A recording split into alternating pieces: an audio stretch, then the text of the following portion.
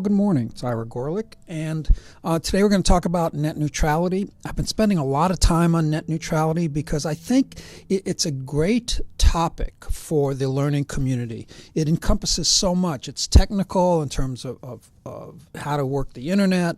It's political in terms of Ted Cruz, Al Franken, and the right wing and left wing. It's regulatory because we talk about the Telecommunications Act of '34, which you're going to hear in a second from Ted Cruz.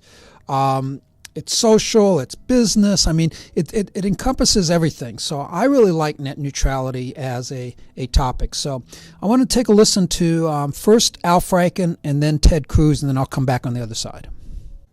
Yeah, I want to point one more thing out in terms of the Al Franken clip that I'm going to show. It starts off with an advertisement. It just happened to be the advertisement as I downloaded the clip. And it's for Infinity, for Comcast, selling speed for the internet. This is really what it's all about.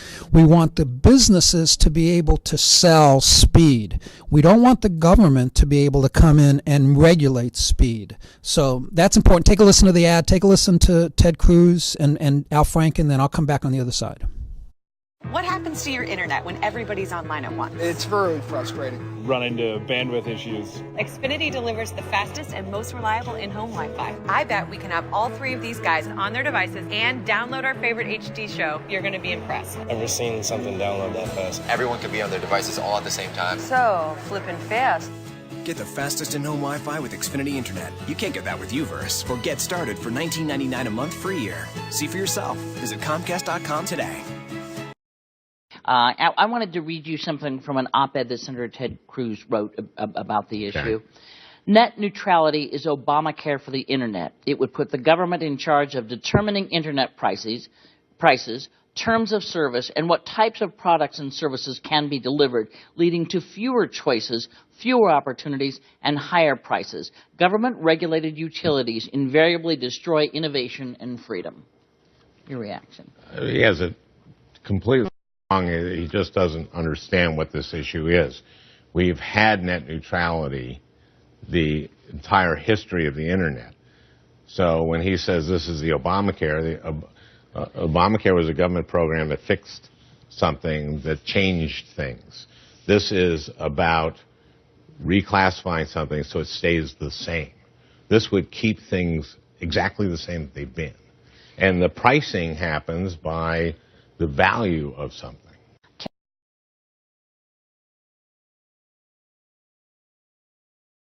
This is about reclassifying something so it stays the same. This would keep things exactly the same that they've been. What happens when government starts regulating a service as a public utility? It calcifies everything. It freezes it in place. Let's give a simple contrast. The Telecommunications Act of 1934 was adopted to regulate these, to put regulations in place, and what happened? It froze everything in place. This is regulated by Title II.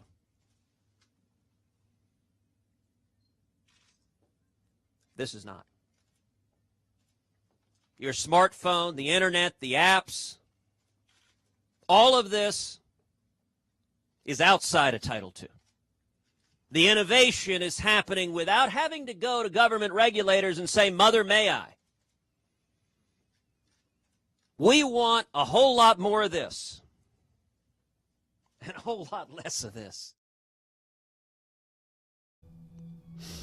Okay, so let's start with Al Franken. He is wrong.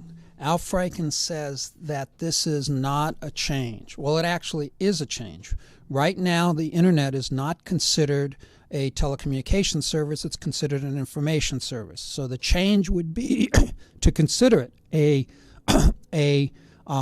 telecommunication service, so there can be additional regulations.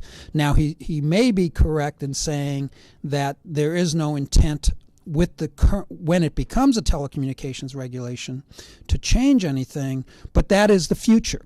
The thinking is, the reason that people want to make it a telecommunications because they're afraid that without it, companies will take advantage of the freedom that no regulation gives them.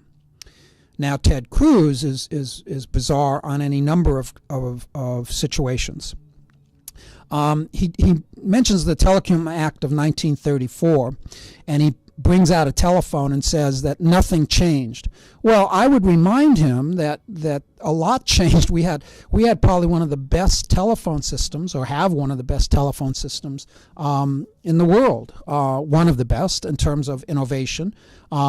He needs to understand that all the caller ID and call waiting and in fact much of the cell phone architecture was done under the 34 Act. So his position that the Telecom Act has kept that the same is just wrong, and we need to have further discussion about it. I want to make an important point here, and I'm probably going to do some more videos on this too, because I think it's an important point.